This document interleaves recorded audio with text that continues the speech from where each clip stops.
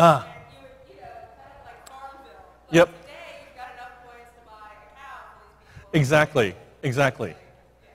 And then when you click on that, great, you're part of a community that have bought 15 cows. So then suddenly you see a picture of a farm with 15 cows. Right, exactly. And it could be a person in Nebraska for all I care with, with brown paint on their face, but you're like, "Oh, cool, that's my cow." I mean, come on.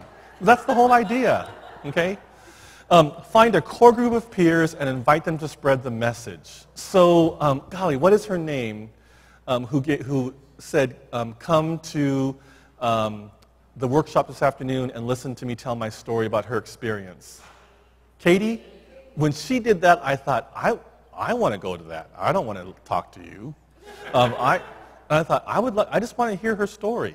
Okay, when she's at Virginia Tech and she's telling people this is what she did with her summer and this was important to her, people are going to go to the website instantly right then as they're talking to her. They'll Google it and see, and they'll think, is this a possibility for me to go as well? Convey the work as a community. People working together to make a difference is huge.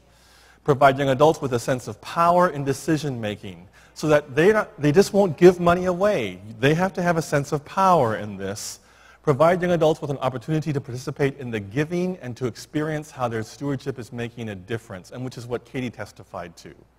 And the last thing, there's this piece. Maybe Ethos Water. There's this whole idea called embedded philanthropy among corporations. And this is totally brilliant in terms of consumerism. So you get to buy a bottled water, and a portion of your bottled water goes to building wells across the world. So you can be upwardly mobile and socially conscious at the exact same time. It's totally clever.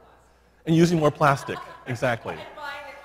It's called embedded philanthropy. And I'm watching this and thinking, I wonder if the Church of Jesus Christ somehow can be about embedded philanthropy in some way, or not. As global citizens, young adults prefer to go to the place of need and participate in the mission of the church.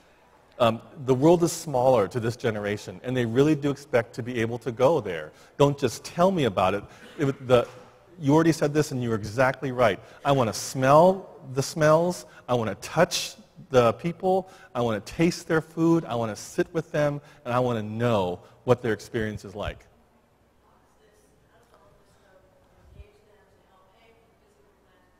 Oh, good question. So the issue about the physical plan to the church, they're less concerned about legacy just because of their age. Our 70 and 80-year-olds, by and large, our 70 and 80-year-olds are very concerned about legacy issues. And physical plant is legacy, okay? So part of what I'm saying to churches who are doing building stuff now is build it and get it paid off immediately, because your 20 and 30-somethings probably are not going to support it. That's just the way it is. If you look at the Columbia Seminary website, I've had a huge fight about this. On the Columbia Seminary website, if you look at us, and they'll alternate, pictures will come up at different times, and they alternate between buildings and faces of students and faculty. The faces of students and faculty are for whom? 20, 30-somethings. The buildings are for whom? 70, 80-year-olds, because we need their donors and we need their money, okay? So I would say we have to do both and. Most of your church bulletins, on the front, if you have a bulletin, on the front, what is it? It's a picture of the church building, which is fine for your 70 and 80-year-olds, but doesn't do anything for your 20 and 30-somethings. What they would rather see is pictures of people who are actually engaging in the ministry of God in some way. The better answer is the website is going to be where they're going to look anyway, more than their church bulletin. The physical plant stuff, it'll work. There does seem to be a blip taking place where 20 and 30-somethings will give, and this is where the legacy piece is interesting, where the legacy is not for themselves, it's for whom? It's for their grandparents.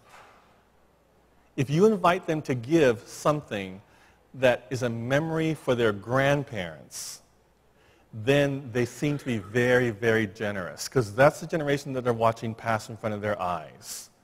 And they're saying, and that's why we do plaques everywhere. If we do a little plaque here, a little plaque there, your grandma's name was on the window, et cetera, on the back of this, et cetera, in this room, then they're giving because they know legacy was important to them, to that generation, and they want to do whatever is important to that generation.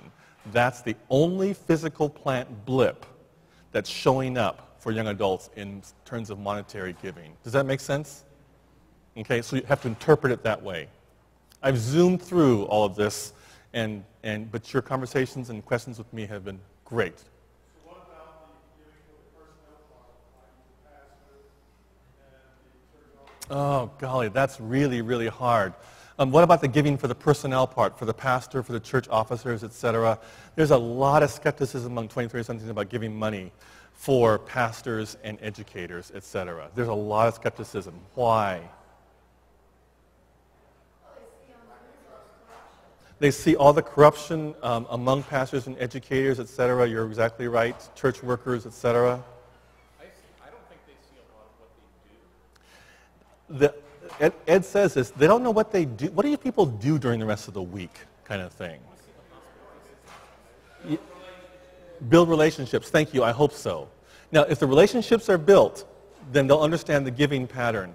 But the personnel stuff, you've got to interpret for the pastor that the reason they get paid is to do these very tangible things. Interestingly enough, if the pastor accompanies me, and this is where it gets really dicey, young adults were very skeptical and surprised that when they paid money to go on a trip, a mission trip and work, and gave up vacation time, the pastor who accompanied them, and this is going to get tough on you all, that his way was paid and that he didn't have to take out vacation days to do this. They were like, wait, you didn't, no, this is part of my work, being with you all. Oh, but I took off half of my vacation days for the year to do this, and I paid $2,700 to travel to this place and do this, and you don't have to pay. No, that comes out of the budget. Oh, that stuff is really, really hard, isn't it? It's a huge interpretive question. Does that make sense? Given the cynicism of the generation and the skepticism of the generation, they're really having a hard time understanding that. Okay? I kept you too long, and there are folks who are waiting to come in, and people want to see you. So, thank you. Lord be with you. I do.